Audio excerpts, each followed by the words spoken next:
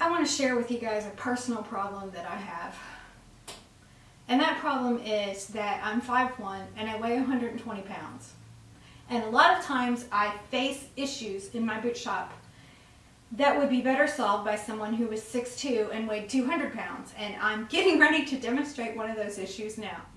I have an almost completed cowboy boot, and it's time to take the last out of the boot. And the last inside has a hinge, so it breaks over like that. You just push down on the toe, and that opens the hinge, and then I can pull the last out. Except on this boot, I can't get the hinge broken. It just, I've literally like hung on it, and I'm just not strong enough and heavy enough to make the hinge break. I mean, I guess I could gain 80 pounds, but it would probably be all fat and that wouldn't help much. You will notice I'm wearing tennis shoes for this maneuver. I tried it yesterday, but I was in cowboy boots and my foot kept slipping off.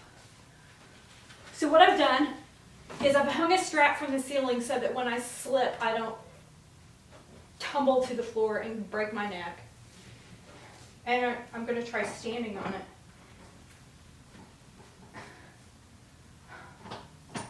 Come on. See, if I were stronger, I'm sure that this does not happen to big guys. They just pop that hinge over.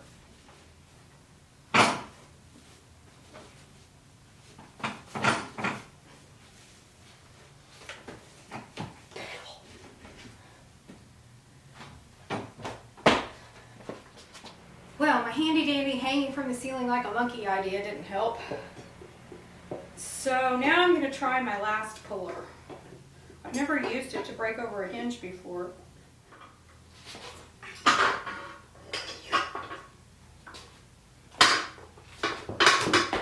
Ha, I heard something.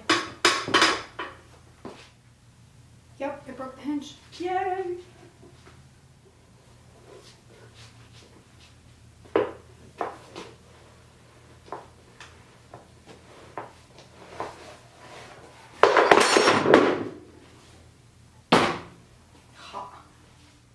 I did finally get the last out, and I discovered what the problem was.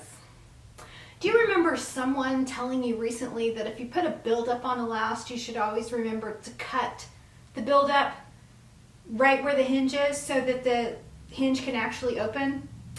Yeah, that was me. I was telling you guys that.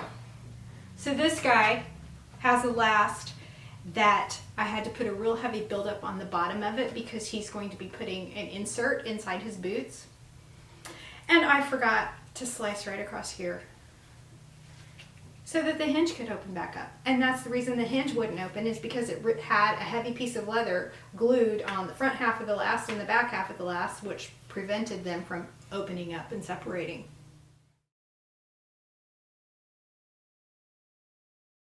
I may possibly have discovered a really fast and easy way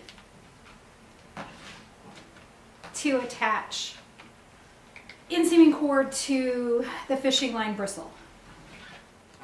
So far I've inseamed one pair of boots using this method and didn't have any problems whatsoever. But there's always beginner's luck, so I'm going to inseam another pair today and see what happens. If you watched my video last month, episode 91, first, you're my favorite, thank you. And second, you would have seen Bill Shaner demonstrating how he attaches a curved needle to a tapered inseaming cord. And I really loved the method, but I hate inseaming with needles, so I decided to try to adapt this method to fishing line bristles. I've done it successfully once, I mean really successfully. I was super pleased with it, and I'm going to demonstrate putting the bristles on today and then inseam my second boot, and if it goes well, I'm just going to call this a winner.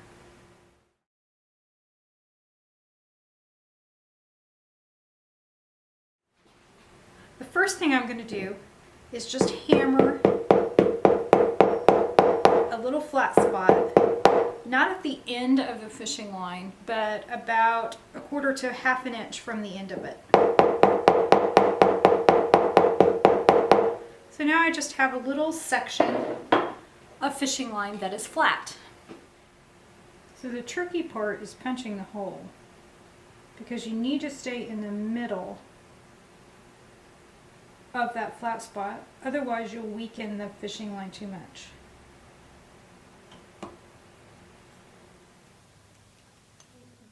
At this point, I'm just going to proceed exactly like Bill Shaner did. I'm going to trim off the really hairy end so that I've got something I can work with. I'm going to feed the thread through that tiny little hole.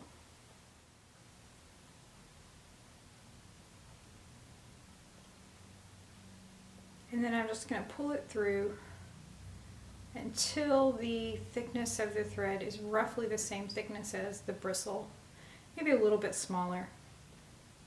See, here's where it joins the bristle, and here's how much I have sticking out the other end. Okay, so I've got it through, and now I'm just going to take it and twist. I wish I could get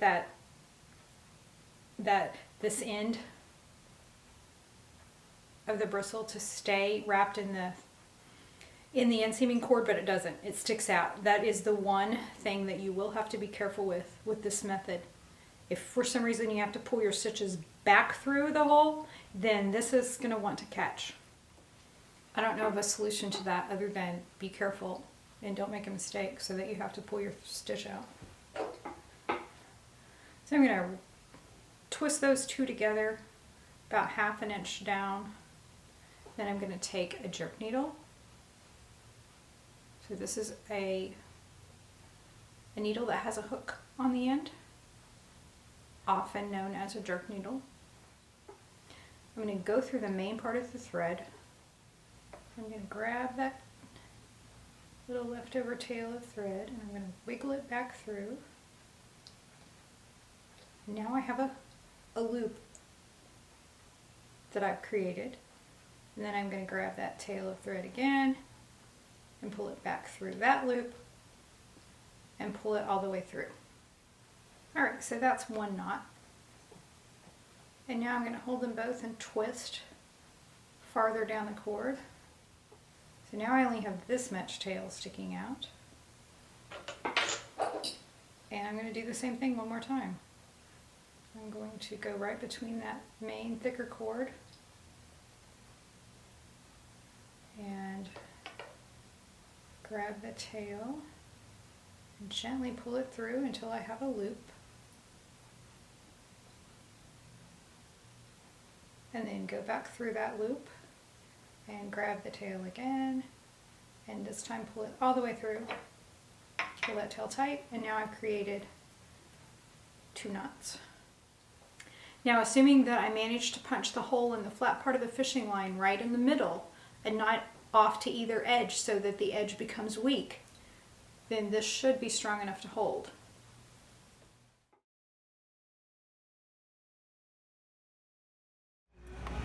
I am in Detroit with my friend Elle.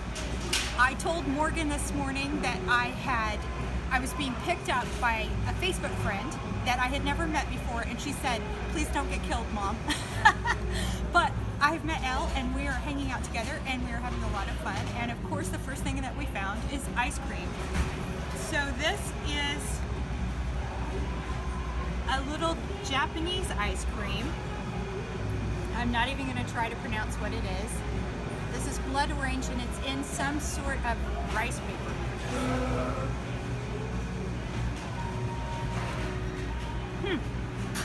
It's like chewy gummy outside, and then there's ice cream in the middle.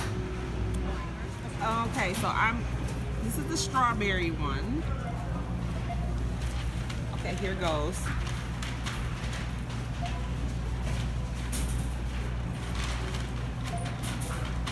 I have like powdered sugar on my list. This is really good. Mine is really sweet. Is yours sweet? It's sweet, but I like that chewy rice noodle exterior. Okay, so that's something else I probably shouldn't be eating, but I'll be coming in to get because I work 5 minutes away. Lucky Elle. I'm in Tulsa at Morgan's apartment, and my family, my mom, my sister, and my niece have come to see Morgan's apartment, And I liked the mochi so much while I was in Detroit that today Morgan and I found a Whole Foods, and now we are introducing Japanese ice cream to my family. So I'm going to try the pistachio first. I want to try the chocolate. Try it. It's just gummy, and then you bite through it, and it's ice cream. Weird. Yeah, the outside is just like really weird, but the inside tastes good. Mom discouraged me from calling them fairy poops, but they look like it. Since I already tried one of them, I'm gonna be try the cherry, but I don't know. really brave for the video and try what is either strawberry or cherry, and I'll just cherry I want to buy. find out with my mouth. Here's another napkin. Morgan's out of paper towels. She has 2 paper towels and no napkins. A lot of flavor. Send donations to my mother, and she will get them to me. With your help, you can help support a poor broke librarian. My friend Ellen said that she had a grandma who gave her That a melts too lamp, fast. but I don't like that. the lamp actually didn't work, and so she just had a lampshade with no lamp, and I have a lamp with no lampshade. And so we're gonna get together, and it's gonna be a beautiful moment.